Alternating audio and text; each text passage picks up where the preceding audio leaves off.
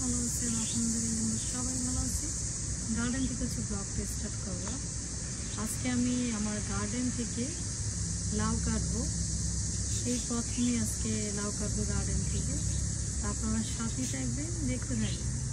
আপনাদের কি মনে আছে যখন লাউয়ের মাচাটা হাফ বানিয়েছিলাম, তখন আপনাদের সাথে শেয়ার করেছিলাম যে আজকে এতটুকুই লাউয়ের মাচাটা বানালাম।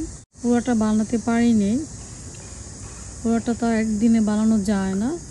তো এই যে আজকে আপনাদেরকে দেখালাম লাউয়ের মাচাটা পুরোটা আমরা বানিয়ে ফেলেছি অনেক আগেই, তবে আপনাদের সাথে এতদিন এটা আমি শেয়ার করতে ভুলে গিয়েছি। দেখা যায় গার্ডেনে আমি এভরিডে আসি, এখানে আমার অনেক ধরনের ভেজিটেবল, যে এক এক দিনে এক এক ধরনের ভেজিটেবল আমাদের টেক কেয়ার করতে হয়। টেক কেয়ার না করলে ভালো কিছু হয় না, দেখা যাবে গাছ দেখতেও সুন্দর দেখা যায় না।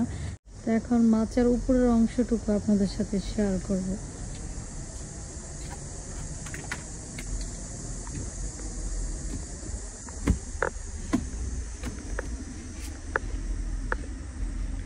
এই দেখেন মাচার উপরের অংশটুক।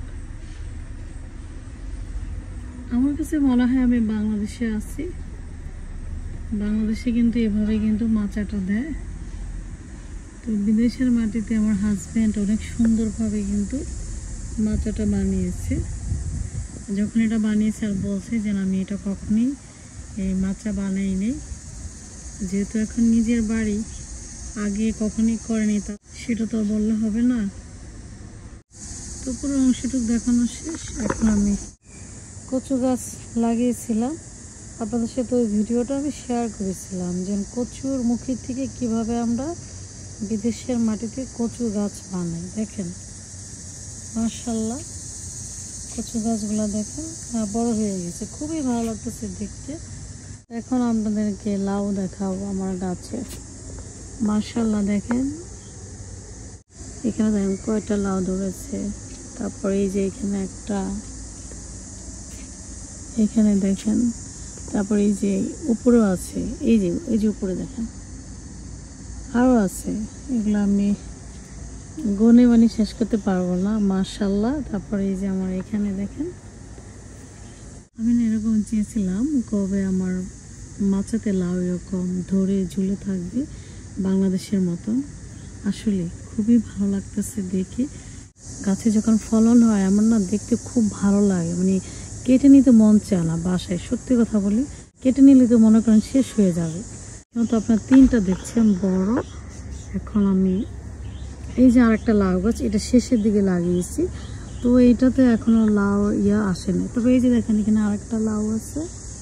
এখন আপনাদের সাথে আমার লাউ গাছের সবচেয়ে বড় লাউটা এখন দেখাবো। এই যে দেখেন মাশাআল্লাহ, আমার না এটা সত্যি কথা বলি যে একবার বললাম যে আমার এটা এখন কেটে মানে বাসা নিতে ইচ্ছা করতেছে না, তারপরও আমার নিতে হবে, করার কিছু নাই। কারণ লাউ যদি এর থেকে বেশি বড় হয়ে যায় তাহলে কিন্তু ভালো লাগবে না এটা আর খেতে। তারপরে এই যে এখানে দেখেন আরও একটা যে ঝুলে আছে, এখানে একটা না আরও আছে, আমি দেখাতেছি। এখানে এই যে দেখেন, এই যে আর একটা ধরেছে। তারপর এখানে এই যে দেখেন একটা ধরে আছে, তারপরে এই যে আর একটা ধরে আছে। আর ওই সাইডের গাছও আছে, আর ওই সাইডে যে লাউ গাছ আছে ওটা হচ্ছে গোল লাউ, লম্বা লাউ না এরকম। লাউটা হচ্ছে আমি একা কাটতে পারবো না, যদি আমি একা কাটতে যাই কি হবে, এখান থেকে আমি যখন এটা কাটবো নিচের দিকে পড়ে যাবে।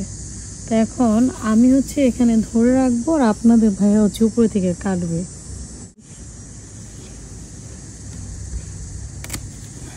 মাশাআল্লাহ,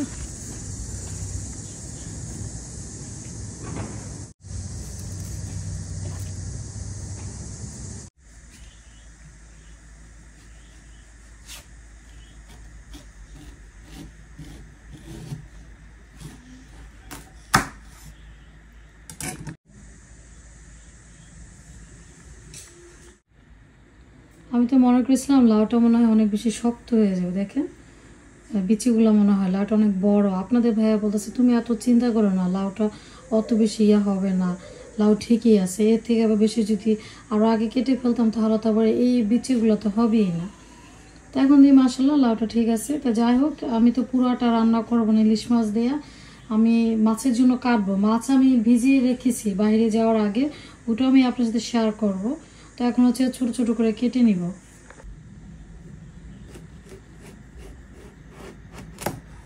ইলিশ মাছের জন্য আপনাদের ভাইয়া লাউটা এইভাবে কেটে দিল, আর ডালের জন্য এইভাবেও কেটে দিল। আর এই যে স্কিনগুলো দেখতেছেন, এগুলো একবার চেয়েছিলাম আমি গার্বেজ করে দিব, আপনাদের ভাইয়া কোনোভাবে আমাকে গার্বেজ করতে দিবে না। এটা হচ্ছে আমি আগামীকাল তোমাকে গার্ডেনে ধনিয়া পাতা দিয়ে সুন্দরভাবে নাকি আমাকেও ভাজি করে খাওয়াবে। বাট আমি কখনোই লাউর স্কিন ভাজি করিনি। বাট লাউর স্কিন ভাজি আমি খেয়েছি বাংলাদেশে, বাট আমি এই দেশে কখনোই করিনি। এখন ও নাকি আমাকে এটা করে খাওয়াবে, ওটা আমি আপনাদের সাথে আগামীকাল। এগুলো এখন আমি ফ্রিজে পলি ব্যাগে রেখে দিব। তো আপনারা আমার সাথেই থাকবেন, দেখতে থাকবেন। ইলিশ মাছ ওয়াশ করা শেষ, অলরেডি তেল লবণ পেঁয়াজ দিয়েছি, পেঁয়াজটা হয়ে গেছে। তো এখন হচ্ছে আমি এক এক করে মশলা দিয়ে দিব। মরিচ দিয়ে দিচ্ছি, হলুদের গুঁড়া, ধনিয়ার গুঁড়া, জিরা গুঁড়া দিয়ে দিলাম, অল্প করে আদা আর রসুন পেস্ট।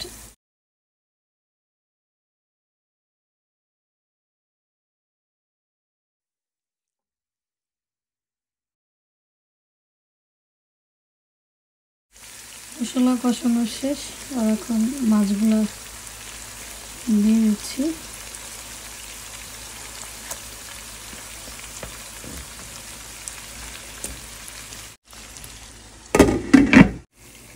মাছ কষানো শেষ, তো এখন আমি লাউগুলো দিয়ে দিব।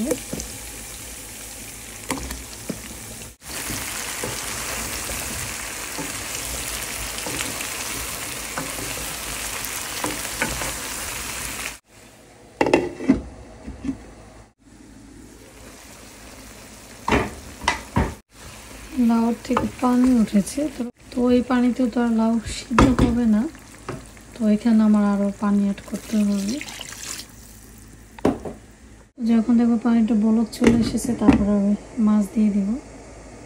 আর এই সাইডে আমি ডালটা বসিয়েছি, আর আজকে মসুর ডাল দিয়ে হচ্ছে লাউটা রান্না করব।